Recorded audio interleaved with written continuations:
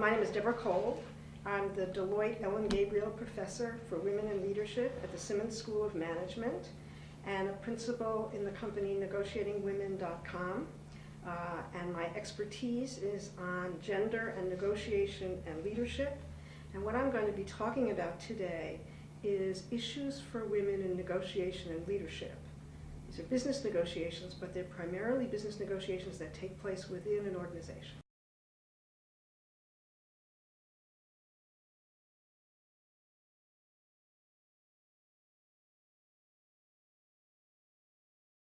Two different types of negotiations that you can think about that women would be involved in business today.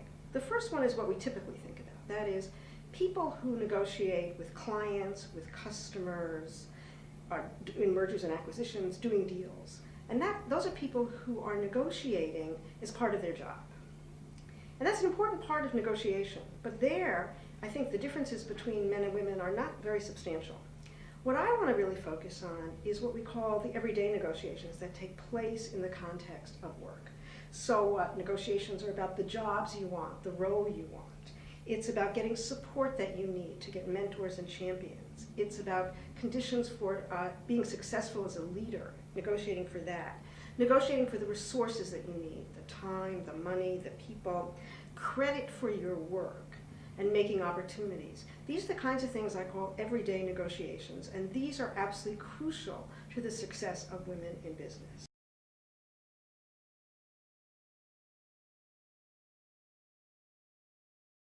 One of the interesting things is when we look at negotiations of the sort that I talked about in the beginning, right, negotiations with clients and customers, I think any kind of generic negotiation skills are the same for women and for men in those circumstances. But when you talk about negotiations within organizations, everyday negotiations, I think there's some really significant issues. One is something we call the potential for the accumulation of disadvantage. The idea that when a little negotiation passes by, you let it pass by, it can accumulate over time and put you in a very down or negative position. That's one of the reasons I think we see big salary gaps. That is, if you don't negotiate salary coming in, or you don't push hard for the kinds of opportunities you want, those can accumulate over time and put you in a bad position later on. The second reason it's important for women to negotiate is that often what we know from the research is that even though women can get very high 360 performance evaluations and do very well in performance evaluations around leadership, they're often not seen, they don't come to mind when it's time to appoint someone to a leadership position. And therefore, women have to negotiate for opportunities in ways that men might not have to do. We also know that disproportionately, women get asked to take on change agent roles, to clean up what we call messes. If you sort of think about some of the highly visible women leaders like Anne Mulcahy at Xerox and Patricia Russo at Lucent, they were asked to really lead turnarounds, and that happens a lot for women, and negotiation skills are crucial there. Also, women disproportionately are on flexible work arrangements, and they need to negotiate how to make those flexible work arrangements work. The final reason I think it's important for women to negotiate is that when a woman gets put in a leadership role, her legitimacy is not assumed. And so it's really important for her to negotiate those conditions for leadership success. What I always like to tell people is that often women have to negotiate for things that men don't have to negotiate about when it comes to getting leadership opportunities and positioning themselves to be successful.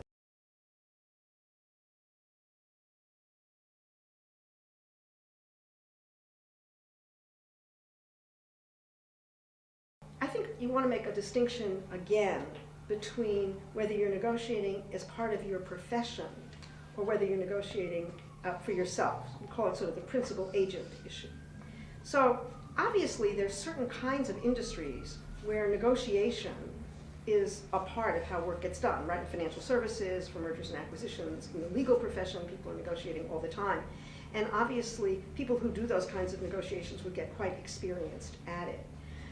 The issue is, what the research shows, is that when you negotiate as an agent in those kinds of organizations, it doesn't really matter that much differences between men and women. It's primarily when you're negotiating for yourself as a principal. And there, what we want to look at is not those professional negotiations or those industries, but we want to try to understand something about the organizational culture that might make it more or less difficult for a woman to negotiate what she needs to succeed there. So let me give you a few examples. Suppose that in an organization that the way people get ahead is by promoting themselves, by calling attention to their accomplishments. Well, we have very different expectations and stereotypes about the degree to which men and women can do that. So for a woman, if that's the culture that you have to self-promote, she's going to have to figure out how to work her way around that. In another organization, we say there's an organizational cultural norm that says never say no to a developmental assignment. Well, it turns out in this organization that men and women get assigned different developmental opportunities. Men get ones that are very strategic. Women tend to get ones that are much more human resource-like. And so if the norm is never to say no, you can't say no, but that human resource assignment might not help your career that much. So therefore, you have to negotiate how you're going to get credit for that. So more important to me than the kind of industry or profession is much more about these cultural practices that make it more or less likely that a woman is going to have to negotiate her way around that in order to succeed.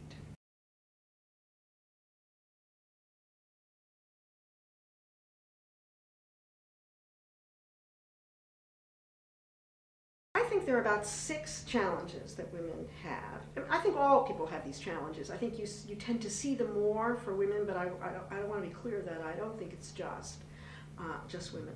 The first one, the most important one from my perspective, is failing to recognize negotiating opportunities. I talked about that accumulation of disadvantage. Some of that comes from not recognizing negotiating opportunities. So if you think about a situation where somebody asks you to take on more work or to do something you don't particularly want to do, like to lead a task force in performance management that you're not interested in, that's a negotiating opportunity.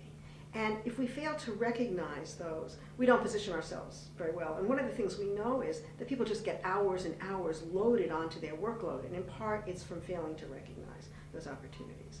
The second challenge is a desire not to be seen as confrontational, an expectation that there might be some backlash, or wanting not to be seen as pushy. So a woman might back off from pursuing her interest because she's afraid that that's going to be, and sometimes legitimately so, that it's going to be perceived negatively. A third way that women can get in their own way is to focus on their own weaknesses, to look at all the reasons why they won't get something, and what we know is that can become a self-fulfilling prophecy, and therefore one sets their aspirations lower because of that. A variant of that is what I call bargaining yourself down, making the first concession in your head. So saying, I need 8% increase in my budget, I'll never get it, so I'll ask for 6%.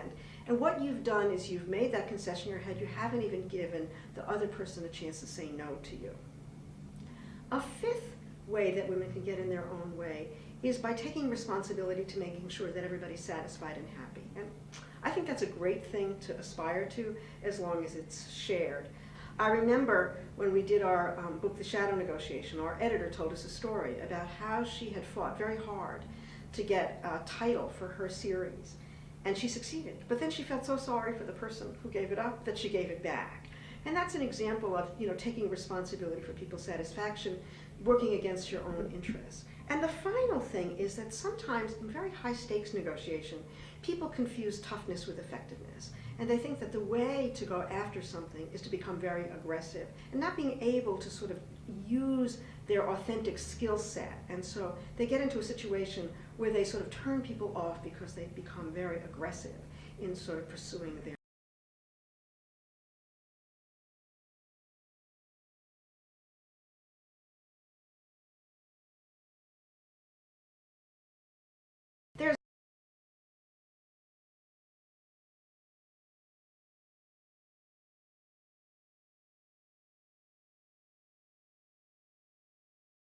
So I think we make a mistake to suggest that all women have one kind of approach and all men have another kind of approach. There's a huge amount of diversity.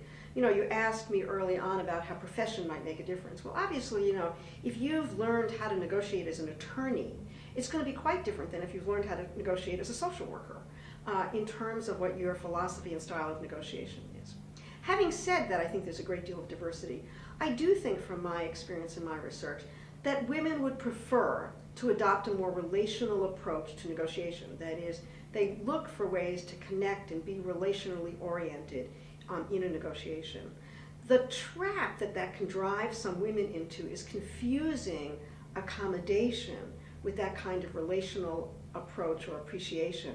That is, making accommodations for the good of the other person and not paying enough attention to yourself. So I do think, all things being equal, I think women are slightly more relational, but I would not want to say that that's the case for all women.